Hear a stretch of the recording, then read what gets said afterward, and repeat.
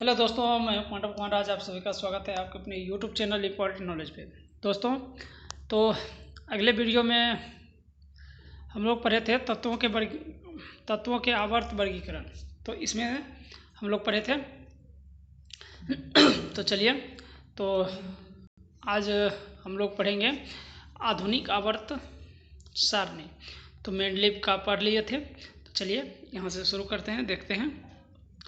चलिए, आधुनिक आवर्त सारणी तत्व तत्व के परमाणु द्रव्यमान की तुलना में उसका परमाणु संख्या अधिक आधारभूत गुणधर्म है। तो चलिए आगे देखते हैं। यह बात सन 1913 में हेनरी मोजले ने बताई और फिर मेंडलीव की आवर्त सारणी में परिवर्तन किया गया। यानी कि मेंडलीव के बाद जो है 1913 ईस्वी में हेनरी मोजले ने मेंडलीव की आवर्त सारणी को सही किया, उसके आवर्त सारणी में थोड़ा सा परिवर्तन किया। चलिए, और परमाणु संख्या को आधार बनाकर एक नई आवर्त सारणी का रूप दिया। देखिए, तो उन्होंने क्या किया कि परमाणु संख्या को एक आधार बनाया था। और देखिए, मेंडलीव ने क्या किया था, मेंडलीव ने जो है परमाणु द्रव्यमान को जो है आधार किया था, आधार माना था। और ये क्या कर दिया, जो है ये हेनरी मोजले साहब ने क्या किया, 1913 में परमाणु संख्या को आधार मान करके आवर्त सारणी तैयार कर लिया और उनके आवर्त सारणी में थोड़ा सा परिवर्तन किया। तो चलिए, तो इस तरह से उन्होंने जो बनाए हैं आवर्त सारणी, उनका नाम आधुनिक आवर्त सारणी रख दिया। तो चलिए, परमाणु संख्या से हमें परमाणु के नाभिक में स्थित प्रोटॉनों की संख्या का पता चलता है। यानी कि परमाणु संख्या से हम लोग को परमाणु के नाभिक में स्थित जो प्रोटॉन होता है उसकी संख्या का पता लगता है, यानी चलता है। तो एक तत्व से दूसरे तक बढ़ने पर इन संख्या में एक की बढ़ोतरी होती है। मतलब एक से जब आगे बढ़ेगा तो वो एक बढ़ोतरी होती है। तत्वों को उनकी परमाणु संख्या Z के आरोही क्रम में व्यवस्थित करने पर जो वर्गीकरण प्राप्त होता है उसे हम लोग आधुनिक आवर्त सारणी कहते हैं। चलिए, इसमें क्या किया कि आगे परमाणु संख्या को बढ़ाते गए, एक एक एक एक करके बढ़ाते चला गया। यानी कि एक के बाद दो, दो के बाद तीन, तीन के बाद चार, यानी कि एक एक की बढ़ोतरी इन्होंने की। चलिए, आधुनिक आवर्त सारणी के कुछ नियम हैं तो उनको देखते हैं। आधुनिक आवर्त सारणी में तत्वों के भौतिक एवं रासायनिक गुणधर्म उनके परमाणु संख्या के आवर्त फलन होते हैं। तो चलिए, आपको क्वेश्चन पूछा जाएगा, आधुनिक आवर्त सारणी में तत्वों के भौतिक और रासायनिक गुणधर्म उनके डैश के फलन होते हैं या उनके परमाणु संख्या के डैश होते हैं। फलन दे देगा आपको और सारा चीज़ दे देगा, तो आपको वहाँ देखना पड़ेगा कि क्या कर रही है, तो आपको वहाँ फलन मारना होगा। यदि फलन दे रहा है, परमाणु संख्या गायब करेगा यानी कि रिक्त स्थान बना देगा, तो वहाँ पे आपको भरना होगा। चलिए, आधुनिक आवर्त सारणी में तत्वों की स्थिति। अब देखिए, आधुनिक आवर्त सारणी में तत्वों की स्थिति देखते हैं कि किस प्रकार है। आधुनिक आवर्त सारणी में 18 ऊर्ध्व स्तंभ हैं जिन्हें समूह कहा जाता है तथा 7 क्षैतिज पंक्तियां हैं जिन्हें आवर्त कहते हैं। यानी कि 18 जो है आपको खड़ी लाइन है और 7 जो है आपको सोई हुई लाइन है। तो चलिए, तो आगे देखते हैं। आधुनिक आवर्त सारणी और मेंडलीव की आवर्त सारणी में अंतर। देखिए, दोनों के आवर्त सारणी में कुछ न कुछ अंतर है, तो देखते हैं। मेंडलीव की आवर्त सारणी, आधुनिक आवर्त सारणी। देखिए, आधुनिक आवर्त सारणी का 1 नंबर देखते हैं। तो आधुनिक आवर्त सारणी का 1 नंबर में क्या है कि तत्वों को बढ़ते परमाणु क्रममान में व्यवस्थित किया गया है।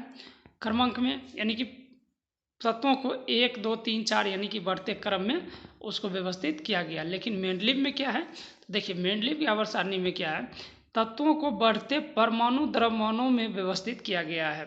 यानी कि उस मेंडलीव जो किए थे उन्होंने परमाणु द्रव्यमान को व्यवस्थित करने के क्रम में किए थे, और इन्होंने जो है आधुनिक आवर्त सारणी में हेनरी हेनरी हेनरी मोजले जो है क्या किए थे कि तत्वों को वर्गीकरण कर मतलब परमाणु क्रम पे उन्होंने व्यवस्थित किया। अब देखिए आधुनिक आवर्त सारणी में 2 नंबर में क्या है कि इस आवर्त सारणी में 18 ऊर्ध्वाधर स्तंभ और 7 क्षैतिज पंक्तियां हैं। लेकिन इनके देखिए मेंडलीव की आवर्त सारणी में देखिए, तो मेंडलीव की आवर्त सारणी में इस आवर्त सारणी में 8 ऊर्ध्वाधर स्तंभ और 6 क्षैतिज पंक्तियां हैं।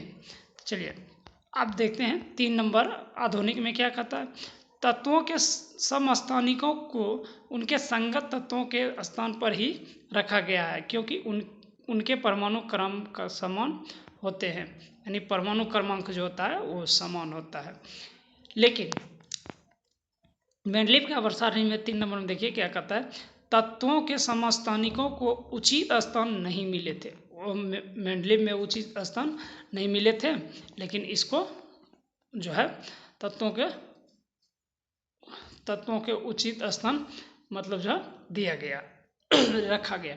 तो देखिए आधुनिक आवर्त सारणी में 4 नंबर में क्या है, रासायनिक रूप से असमान तत्वों को पृथक वर्गों में रखा गया, यानी कि पृथक वर्गों में एक अलग वर्ग में उसको रखा गया।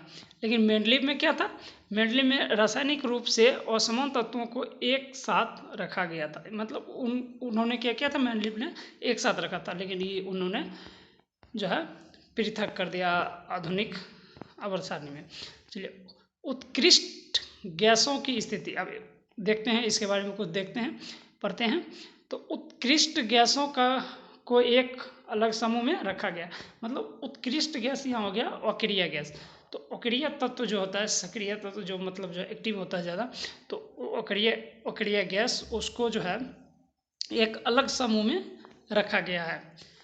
इन गैसों को अलग समूह में रखने के लिए निम्नलिखित कारण हैं। तो चलिए देखिए 1 नंबर में उत्कृष्ट गैसों की खोज बाद में हुई। मतलब जो निष्क्रिय गैस का जो खोज बाद में हुआ था, पहले नहीं हुआ था। फिर मेंडलीव आवर्त सारणी में पूर्व व्यवस्था में बिना किसी परिवर्तन के ही रखा जा सका। मतलब मेंडलीव ने जो है कोई परिवर्तन किए ही उनको रख दिया था। ये सभी समान रासायनिक गुणधर्म होते हैं और ये बहुत अक्रिय होते हैं, क्योंकि इनकी संयोजकता शून्य होती है। अब देखिए ये क्या होता है, अक्रिय गैस होता है और इसकी संयोजकता क्या होता है, शून्य होती है। चलिए 3 नंबर में इसका अष्टक पूर्ण होता है। मतलब इसका अष्टक जो है पूर्ण होता है। परमाणु के 8वां कक्षा जो होता है, मतलब जो है ये अष्टक पूर्ण कर लेता है, और ये किसी भी तत्व से इलेक्ट्रॉन की साझेदारी नहीं करते हैं। तो मतलब इलेक्ट्रॉन की साझेदारी ये नहीं करता है, ये एकल परमाणु होते हैं। चलिए समूह, अब समूह देखते हैं, समूह के बारे में कुछ पढ़ते हैं। तो ग्रुप्स, आधुनिक आवर्त सारणी में समूह बाहरी कोश के सर्वप्रथम इलेक्ट्रॉनिक विन्यास को दर्शाता है। अब देखिए यद्यपि समूह में ऊपर से नीचे की ओर जाने पर कोषों की संख्या बढ़ती है। मतलब सबसे बाहरी वाला जो कक्षा होगा उसको समूह बोलते हैं। उसके बाद फिर आगे बढ़ेंगे तो अंदर वाला, फिर आगे बढ़े अंदर, मतलब इसी तरह से नीचे चले जाते हैं। तो एक समूह में तत्वों की संयोजकता इलेक्ट्रॉनों की संख्या समान रहती है। मतलब एक समूह में अगर जितना भी इलेक्ट्रॉन होगा तो उसका जो है संयोजकता एक समान होती है। चलिए आवर्त देखते हैं, पीरियड। एक ही आवर्त में जब हम आगे बढ़ते हैं तो देखते हैं कि 1 नंबर तत्वों की संयोजकता इलेक्ट्रॉनों की संख्या भिन्न भिन्न है, लेकिन कोषों की संख्या समान है। तो संयोजकता जो है जब आगे बढ़ते हैं तो संयोजकता जो है इलेक्ट्रॉनों की संख्या भिन्न भिन्न हो जाता है, लेकिन कोषों की संख्या सेम होती है। दूसरा देखिए, आवर्त में बाईं से दाईं ओर जाने पर यद्यपि परमाणु संख्या में इकाई की वृद्धि होती है, तो संयोजकता इलेक्ट्रॉनों की संख्या में भी इकाई की वृद्धि होती है। चलिए 3 नंबर देखिए, प्रत्येक आवर्त दर्शाता है कि एक नया कोष इलेक्ट्रॉनों से भरा है। 4 नंबर देखिए, किसी कोष में इलेक्ट्रॉनों की अधिकतम संख्या एक सूत्र 2n2 पर निर्भर करती है। सॉरी 2n2 नहीं, 2n²। यहाँ पे जो है, यहाँ देखिए, यहाँ ये 2n2 कर दिया, यहाँ पे 2n² है, ठीक, जहाँ n नाभिक से नियत कोष की संख्या को दर्शाता है। चलिए, दूसरे और तीसरे आवर्त में 8 ही तत्व होते हैं, क्योंकि इन तत्वों का L और M कोष होता है, जिनमें 8 से अधिक इलेक्ट्रॉन नहीं हो सकते हैं। मतलब जो है,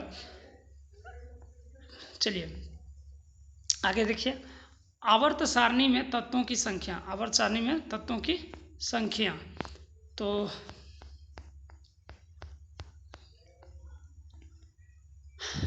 चलिए, आवर्त सारणी में तत्वों की स्थिति से उनकी रासायनिक अभिक्रियाशीलता का पता चलता है। तत्व द्वारा निर्मित आबंध के प्रारूप तथा इसकी संख्या संयोजकता इलेक्ट्रॉनों द्वारा निर्धारित होती है। संयोजकता अब क्या होता है, थोड़ा उसके बारे में देखते हैं।